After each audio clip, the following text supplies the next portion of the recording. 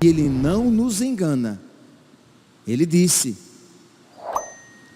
odiaram a mim, odiarão também a vós. Se fizeram isso com o Mestre, o que não farão com os discípulos? Se fizeram isso com o galho verde, o que não farão com os galhos secos? Vocês podem pegar depois lá em João, capítulo 15, a partir do versículo 18. Se o mundo vos odeia, sabei que me odiou a mim antes de vós. Se fosseis do mundo, o mundo vos amaria como sendo seus. Como, porém, não sois do mundo, mas do mundo vos escolhi, por isso o mundo vos odeia. Lembrai-vos da palavra que vos disse: o servo não é maior do que o seu senhor. Meus irmãos, isto que acontece a Estevão é a consequência do nascimento do Salvador. E nós, se quisermos ser fiéis a nosso Senhor, nós precisamos estar conscientes disso. Isto é um distintivo do cristão, o ódio do mundo. Se o mundo aqui, compreendamos, aqueles que não são de Cristo, aqueles que são contrários a Cristo e aos mandamentos de Cristo. Se o mundo vos aplaude, tem coisa errada. Porque este mundo odiou o nosso Mestre e nós precisamos ser odiados também. Porque senão, nós não somos discípulos do nosso Mestre, mas seremos discípulos do mundo e por isso agradáveis ao mundo. Pois bem, diz aqui a liturgia de hoje, apresenta Santo Estevão. Se vocês pegarem depois Atos dos Apóstolos, capítulo 7, que é quando inicia, mas o grande discurso de Estevão está em Atos, capítulo 7. Vocês podem ver o grande discurso de Estevão, em que ele vai mostrando que os judeus, que o seu povo, porque inimigo da verdade, sempre matou e perseguiu os seus profetas. E por que é que Estevão estava dizendo isso? Porque ele era suicida? Não, ele estava denunciando o pecado para que eles se convertessem. Ele estava denunciando o pecado porque quem é da verdade precisa, com caridade, sem dúvida, com sabedoria, óbvio, mas precisa denunciar o pecado, senão nós não somos da verdade. Senão nós não seremos discípulos de Cristo, se nós começarmos a camuflar o pecado, se nós começarmos a disfarçar o pecado, isso na nossa vida e isso nos pregadores. Se o pregador, ele com caridade e sabedoria, ele não denuncia o pecado e não anuncia o caminho verdadeiro para a vida, ele não é um arauto de Cristo, ele não é um arauto da verdade, mas é um arauto do diabo, é um arauto de Satanás, é um arauto da mentira. Mas padre, mas se eu ensinar a verdade, se eu disser a verdade tal qual ela é, as pessoas me odiarão. Jesus disse: odiaram a mim, odiarão também a vós. Ontem, para aqueles que ouviram, que foram à missa no dia de ontem, nós ouvimos o prólogo de São João, e no versículo 11 do capítulo 1 de São João, nós ouvimos que a palavra que Jesus, que o Verbo, a segunda pessoa da Santíssima Trindade, veio para o que era seu, mas os seus não o receberam. Imagine, em pleno dia de Natal, a igreja proclama o prólogo de São João, que vai afirmar isso. Ele veio para os seus, mas os seus não o acolheram, os seus lhe viraram as costas. Então esta luta entre luz e trevas, este embate entre verdade e mentira, entre graça e pecado, sempre estarão presentes na vida dos discípulos de Cristo. Sempre estará presente este embate na vida daqueles que querem ser servos da verdade, testemunhas da verdade. Existe, meus santos, uma atitude hoje em dia, mas não de agora, já de algum tempo, se nós amarmos o mundo, se nós formos gentis com o mundo, e amar o mundo e ser gentil ao mundo, para esses que isso dizem, significa não denunciar o pecado, não pregar a verdade inteira ou com clareza, procurar ver os pontos positivos até do pecado. O pecado não tem pontos positivos. As realidades pecaminosas não têm pontos positivos.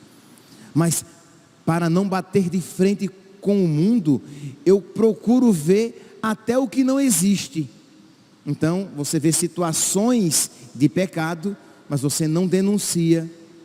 E entenda, meus santos, que fique bem claro, quando eu digo que nós devemos denunciar o pecado, não é que você grosseiramente vai falar impropérios, que você vai falar de uma maneira grosseira, não, mas que você, com toda a caridade, com toda a sabedoria, você vai dizer, se você tem, por exemplo, um amigo seu, que está vivendo, tendo uma vida de pecado, você vai aconselhá-lo a deixar aquele caminho, aquela vida, porque isso vai conduzi-lo ao inferno.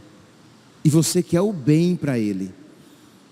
Aquele casal não casado na igreja, e que você vê indo até a missa, mas que não se casa, que não pode comungar, que não pode se confessar. Então você aconselha aquela pessoa, aquele amigo que você sabe que tem uma inclinação homossexual, e você vai com toda a caridade e sabedoria levá-lo para o caminho de Cristo, provavelmente para a castidade, para a continência perfeita, para que ele abandone este caminho de pecado que o levará ao inferno. Você não vai fazer de conta que não está vendo, e nem tratar aquele relacionamento como se fosse uma realidade comum, tranquila, natural, digna de elogios até. Não, aquilo é pecado, e o pecado nunca será elogiável. O pecado sempre é mau. Se você conhece alguém que está pensando em abortar, ou que tem tomado comprimidos anticoncepcionais que também são abortivos, você vai com jeito, com caridade, levar aquela pessoa ao arrependimento, para que ela mude de vida. Se você vê um rapaz que agora quer ser mulher, ou uma mulher que se acha que é homem, você vai com toda a caridade, mas padre, mas não vão gostar de mim. Mas meu santo, você quer que Jesus goste de você. Então você é servo da verdade, você testemunha da verdade. Você não é servo do mundo. O mundo vai nos odiar, e não tenha dúvidas que dentre 10 tentativas, talvez você ganhe uma, mas se você já ganhou uma alma para Deus, já há alegria entre os anjos do céu. Mas nós precisamos ser amigos ser servos, testemunhas da verdade, e não querer sair bonito na fotografia do mundo, porque é claro que vão pintar você como fundamentalista, retrógrado, burro, imbecil, fascista. As piores palavras que eles encontrarem, eles vão usar contra você, porque você quer ser servo da verdade. Então, Estevão, que queria ser servo da verdade, começou então a anunciar e a mostrar o pecado dos seus antepassados e o pecado deles, que haviam crucificado o próprio Cristo. Então diz aqui, e nós ouvimos na leitura de hoje, que eles tapavam os ouvidos para não ouvir aquilo que ele estava dizendo. E juntos se atiraram furiosos contra ele, lançaram-no fora da cidade e começaram a apedrejá-lo. Porque eles não queriam sequer ouvir, taparam os ouvidos. Furiosos, o arrastaram, e diz que Estevão, ali sendo apedrejado, ele se configura a Cristo. Humanamente, foi um final terrível. Para quem tem fé, foi um final felicíssimo, porque ele tem as próprias palavras de Cristo. Ele vai dizer: Jesus, Senhor Jesus, recebe o meu espírito. E posto de joelhos, exclamou em alta voz: Senhor, não lhes leves em conta este pecado. Não há como não lembrar Jesus que diz: Pai, em tuas mãos entrego o meu espírito e perdoa-lhes, eles não sabem o que fazem. Meus irmãos, é essa a nossa atitude. Percebe que não é uma atitude de ódio contra aqueles que são do mundo. Muito pelo contrário, nós os amamos e queremos ganhá-los. Mas nós só os amaremos se dissermos a verdade. Se ficarmos camuflando, se ficarmos maquiando o pecado para torná-lo menos feio e quem sabe mais aceitável, inclusive entre os homens e mulheres da igreja, isto não é caridade. Isto é a pior atitude. Isso é ofensivo a nosso Senhor. Isso é uma ofensa ao nosso Redentor. E isso não servirá de remédio para aqueles que estão no pecado. Então tenhamos atitudes agradáveis a Deus e que serão benéficas às pessoas. Saibamos, queiramos evangelizar.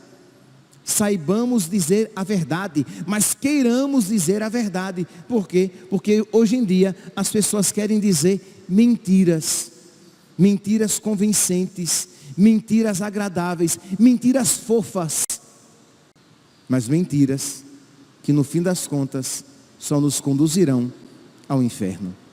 Que Santo Estevão, este proto-mártir, este primeiro mártir cristão, interceda por nós, para que nós tenhamos este amor verdadeiro a nosso Senhor, ao ponto até de, se necessário for, para testemunhar a verdade, desprezar até a nossa própria vida.